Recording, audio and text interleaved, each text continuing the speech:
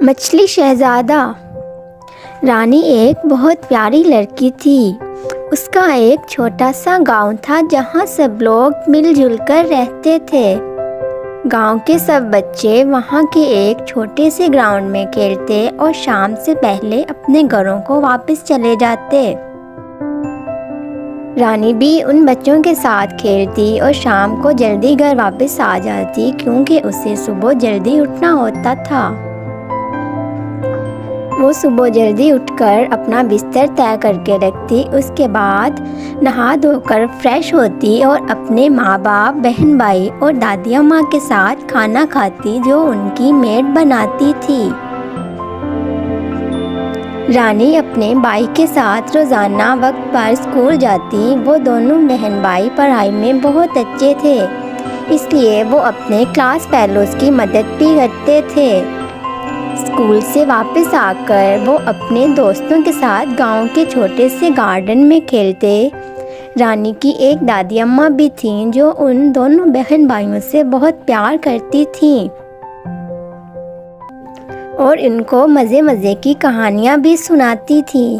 اس لیے ان کے گاؤں کے بچے روزانہ رات کو رانی کے گھر اکٹھے ہو جاتے جہاں ان کی دادی اماں ان کو مزے کی کہانیاں سناتی تھیں۔ تو بچوں، آج ہم دیکھتے ہیں کہ رانی کی دادی اماں نے کون سی کہانی سنائی۔ دادی اماں کہنے لگیں، کسی ملک میں ایک بادشاہ رہتا تھا۔ اس کے سلطنت میں سب لوگ امن و سکون میں رہ رہے تھے۔ ملکہ بادشاہ کی سلطنت چلانے میں بہت مدد کرتی تھی۔ ان کی سلطنت میں کہیں کوئی لڑائی جھگڑا نہیں ہوتا تھا، سب لوگ چین کی زندگی گزار رہے تھے۔ بس ان کو ایک چیز کی کمی تھی، بادشاہ کی کوئی اولاد نہ تھی، جس کا ملکہ کو بہت زیادہ دکھ تھا۔ اس کی وجہ سے ملکہ بہت پریشان رہنے لگی تھی اور اس نے سلطنت کے کاموں میں بادشاہ کا ہاتھ بٹانا بھی چھوڑ دیا تھا۔ وہ ہر وقت اللہ سے اولاد کے بارے میں دعا کرتی رہتی۔ ملکہ اس غم میں بہت بیمار ہو گئی تھی۔ اس نے محل سے نکلنا بھی کم کر دیا تھا۔ ایک دن شاہی باورچی خانے میں کھانا بنا رہا تھا۔ اس دن وہاں بہت ساری مچھلیاں لائی گئی تھیں۔ چونکہ ملکہ بیمار ہو گئی تھی، اس لیے شاہی طبیب نے ملکہ کو مچھلی کی دوائی بنانے کے لیے مچھلیاں منگوائیں۔ کھانا بناتے بناتے باورچی نے دیکھا کہ ان مچھلیوں میں کوئی ہلچل ہو رہی ہے۔ اس نے پاس آ کر دیکھا تو ان میں ایک سنہری مچھلی تھی جو بہت زیادہ خوبصورت تھی۔ جب باورچی نے اسے ہاتھ لگایا تو وہ مچھلی بولنے لگی، اے رحم دل انسان، مجھ پر رحم کھائے۔ باورچی بہت حیران ہوا اور کہنے لگی، کیا تم بول سکتے ہو؟ مچھلی کہنے لگی، جی ہاں۔ مچھلی کی یہ بات سن کر باورچی نے سوچا، کیوں نہ یہ مچھلی میں شاہی طبیب کو دینے کی بجائے ملکہ کی خدمت میں پیش کر دوں۔ ہو سکتا ہے اس مچھلی کو دیکھ کر ملکہ مجھے کوئی انعام ہی دے۔ یہ سوچ کر اس نے سنہری مچھلی کو ایک ٹرے میں رکھا اور ملکہ کے کمرے کی طرف چل پڑی۔ چونکہ ملکہ بہت غم زدہ تھی، اسی لیے وہ اپنے کمرے میں ہی رہتی تھی۔ جب باورچی وہ بولنے والی مچھلی ملکہ کے پاس لے کر پہنچی تو ملکہ اپنے کمرے میں ہی بیٹھی ہوئی تھی۔ باورچی نے ملکہ کو بولنے والی مچھلی کے بارے میں بتایا تو ملکہ بہت زیادہ خوش ہوئی اور حیران بھی ہوئی۔ اس نے اسی وقت اس باورچی کو سنہری مچھلی کے لیے فش پوٹ لینے کے لیے بھیج دیا۔ جب وہ فش پوٹ لے کر واپس آئی تو ملکہ نے اس باورچی کو اپنے بہت سارے زیور انعام کے طور پر دے دیے۔ باورچی خوشی وہ انعام لے کر باورچی خانے میں آ گئی اور اپنا کام کرنے لگی۔ دوسری طرف ملکہ بولنے والی مچھلی کو پا کر بہت زیادہ خوش ہوئی تھی۔ ملکہ اب اپنا زیادہ تر وقت उस सुनहरी मछली के साथ गुजारती। आहिस्ता आहिस्ता मल्लिका की सेहत पहले से ठीक होने लगी थी, क्योंकि उसे सुनहरी मछली के रूप में एक तन्हाई का साथी मिल गया था जिससे वो बातें कर सकती थी। अब मल्लिका हर जगह उस मछली के साथ ही नज़र आने लगी और वो सुनहरी मछली भी बहुत ज़्यादा खुश थी। वो मज़े से फिश पॉट में तैरती रहती और मल्लिका से बातें करती।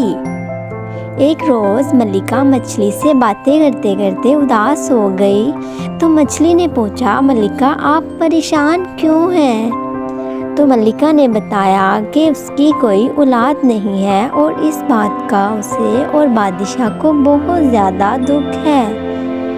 लेकिन अब मैं बहुत ज़्यादा खुश हूँ और तुम ही आज से मेरी औलाद हो और मैं तुम्हारा नाम रखती हूँ मछली शहज़ादा। सुनहरी मछली को अपना ये नाम बहुत अच्छा लगा था।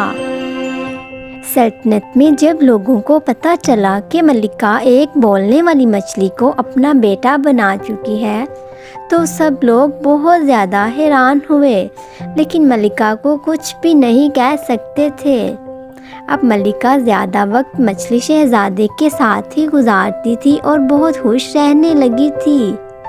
मल्लिका ने दोबारा से बादशाह के साथ सल्तनत के कामों में हाथ बटाना शुरू कर दिया था। एक दिन मल्लिका ने देखा कि मछली शहज़ादा बहुत उदास नज़र आ रहा है, क्योंकि वो पहले की तरह अपने फिश पॉट में तैर नहीं रहा था। मल्लिका ने पूछा, क्या बात है, तुम उदास नज़र आ रहे हो? मछली शहज़ादा कहने लगा, अम्मी जान, अब मैं बड़ा हो रहा हूँ और इस फिश पॉट में मैं आसानी से नहीं तैर सकता। मल्लिका ने उसी वक्त अपने खादमों को बुलाया और उन्हें शाही बाग में मछली शहज़ादे के लिए एक तालाब बनाने का हुक्म दिया। खादम उसी वक्त तालाब बनाने के काम में लग गए और सिर्फ 2 दिन की मेहनत से ही उन लोगों ने शाही बाग में एक खूबसूरत तालाब तैयार कर लिया। जब तालाब बनकर तैयार हो गया तो खादिमों ने मल्लिका को तालाब देखने के लिए बुलाया।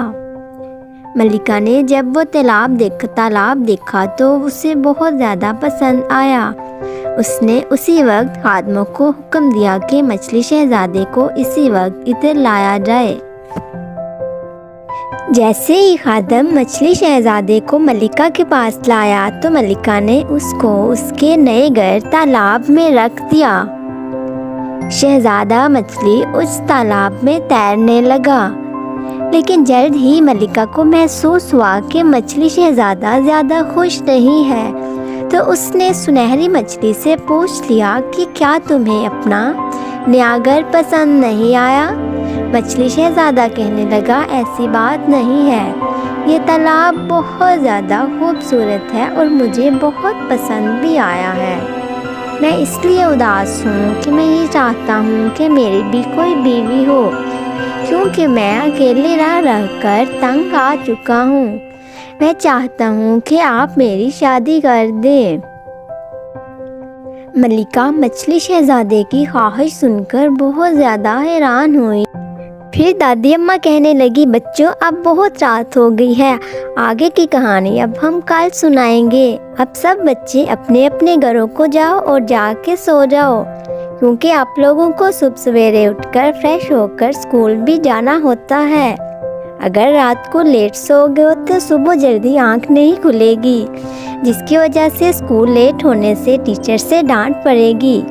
तो बच्चों, अगर आप आगे की कहानी सुनना चाहते हैं कि उस सुनहरी मछली शहज़ादे की शादी हुई या नहीं हुई, तो हमारी वीडियो को लाइक और चैनल को सब्सक्राइब करें, ताकि हम जैसे ही इसका नेक्स्ट बार अपलोड करें तो आपको उसका नोटिफिकेशन मिल सके। Thank you.